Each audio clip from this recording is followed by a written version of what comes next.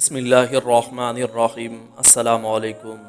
ان کے آگے وہ حمزہ کی جانبازیاں، شیر غران سطوت پہ لاکھوں سلام۔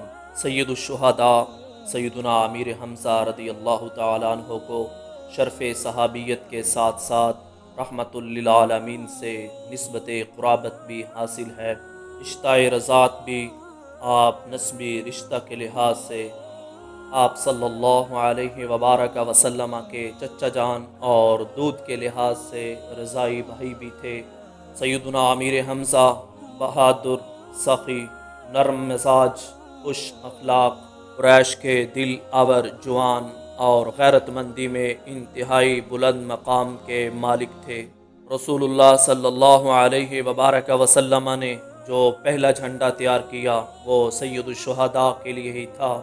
آپ کا نام امیر حمزہ، کنیت ابو عمارہ، لقب اسد اللہ و اسد رسول اللہ، اور سلسلہ نسب کچھ اس طرح ہے: سیدنا حمزہ بن عبد المطلب بن ہاشم بن عبد مناف۔ آپ کی عمر نبی مکرم صلی اللہ علیہ وبارک وسلم سے 2 سال یا 4 سال زیادہ تھی۔ نبوت کے دوسرے سال اسلام لائے۔ اسلام لانے کے بعد انہوں نے سنا کہ ابو جہل نبی مکرم صلی اللہ علیہ وبارک وسلم کی توہین کر رہا ہے، تو انہوں نے حرم مکہ میں اس کے سر پر اس زور سے کمان ماری کہ اس کا سر پھٹ گیا۔ امیر حمزہ رضی اللہ تعالیٰ عنہ نے نبی مکرم صلی اللہ علیہ وبارک وسلم سے گزارش کی، آپ اپنے دین کا پرچار کھل کر کیجئے۔ اللہ تعالیٰ کی قسم، مجھے دنیا بھر کی دولت بھی دی جائے تو میں اپنی قوم کے دین پر رہنا پسند نہیں کروں گا۔ ان کے اسلام لانے سے رسول اللہ صلی اللہ علیہ وبارک وسلم کو تقویت حاصل ہوئی اور مشرکین آپ کی ایذا رسانی سے کسی حد تک رک گئے۔ بعد ازاں ہجرت کر کے آپ بھی مدینہ منورہ چلے گئے۔ آپ صلی اللہ علیہ وبارک وسلم نے فرمایا، گزشتہ شب جب میں جنت میں داخل ہوا تو میں نے دیکھا کہ حضرت جعفر طیار جنت میں فرشتوں کے ساتھ پرواز کر رہے ہیں اور سیدنا امیر حمزہ ایک عظیم تخت پر ٹیک لگائے ہوئے بیٹھے ہیں۔ ناظرین، سیدنا علی المرتضیٰ سے روایت ہے، آپ فرماتے ہیں، جس دن اللہ تعالیٰ تمام مخلوق کو جمع فرمائے گا ان میں سب سے افضل انبیاء و مرسلین ہوں گے، اور رسولوں کے بعد سب سے افضل شہداء ہوں گے، اور یقیناً شہداء کرام میں سب سے افضل سیدنا امیر حمزہ ہوں گے۔ حضرت جابر رضی اللہ تعالیٰ عنہ فرماتے ہیں، قیامت کے دن اللہ تعالیٰ کی بارگاہ میں حضرت سیدنا امیر حمزہ بن عبد المطلب شفاعت کرنے والوں کے سردار ہوں گے۔ جب سیدنا امیر حمزہ رضی اللہ تعالیٰ عنہ شہید ہوئے تو رسول اللہ صلی اللہ علیہ وبارک وسلم ارشاد فرمایا، آپ کی جدائی سے بڑھ کر میرے لیے کوئی اور صدمہ نہیں ہو سکتا۔ پھر آپ نے حضرت فاطمہ رضی اللہ تعالیٰ عنہ سے فرمایا، خوش ہو جاؤ، ابھی جبرائیل امین میرے پاس آئے تھے، انہوں نے مجھے خوشخبری سنائی کہ امیر حمزہ کا نام آسمان والوں میں لکھا ہوا ہے۔ سیدنا امیر حمزہ اللہ اور اس کے رسول کے شیر ہیں۔ غزوہ احد میں آپ نے 31 مشرکوں کو جہنم رسید کیا۔ پھر آپ کا پاؤں پھسلا تو آپ تیر اندازوں کی پہاڑی کے پاس واقع وادی میں پشت کے بل گر گئے۔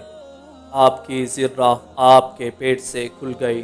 جبیر بن مطعم کے غلام واشی بن حرب نے کچھ فاصلے سے خنجر پھینکا اور اللہ تعالیٰ نے اس کے ہاتھوں آپ کو مرتبہ شہادت سے سرفراز فرمایا۔ بعد ازاں مشرکین نے آپ کے اعضاء کاٹے اور پیٹ چاک کیا۔ ایک عورت نے آپ کا جگر نکال کر چبایا لیکن اسے اپنے حلق سے نیچے نہ اتار سکی۔ جب رسول اللہ صلی اللہ علیہ وبارک وسلم کو یہ اطلاع ملی تو آپ نے فرمایا، اگر یہ جگر اس کے پیٹ میں چلا جاتا تو وہ عورت آگ میں داخل نہ ہوتی، کیونکہ اللہ تعالیٰ کی بارگاہ میں امیر حمزہ کی اتنی عزت ہے کہ ان کے جسم کے کسی حصے کو آگ میں داخل نہیں فرمائے گا۔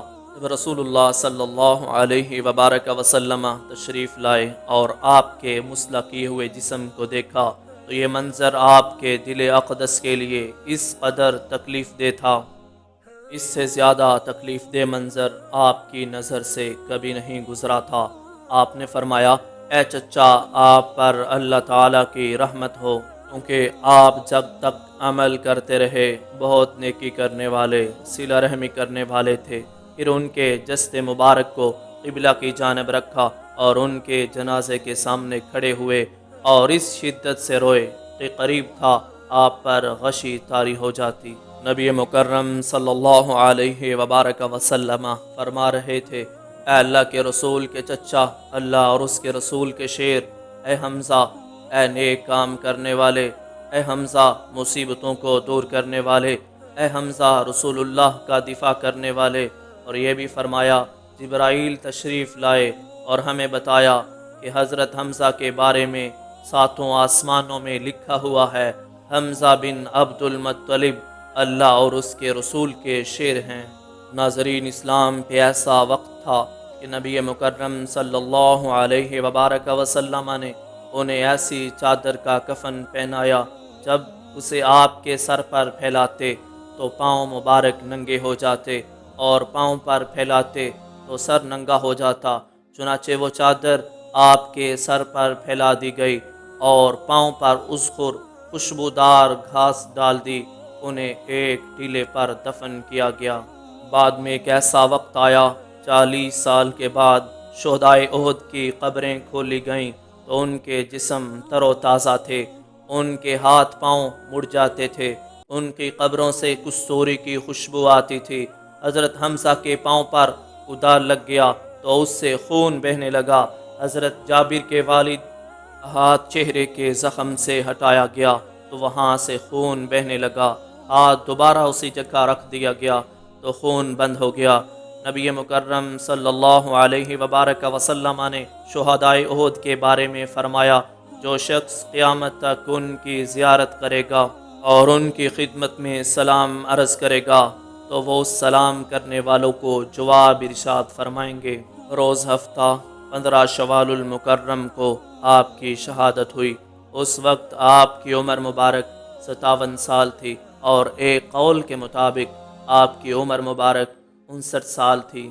اللہ تبارک و تعالی آپ کی قبر انور پر کروڑہاں رحمتوں کا نزول فرمائے اور آپ کے صدقے ہم سب کی بلا حساب بخشش فرمائے۔ السلام علیکم۔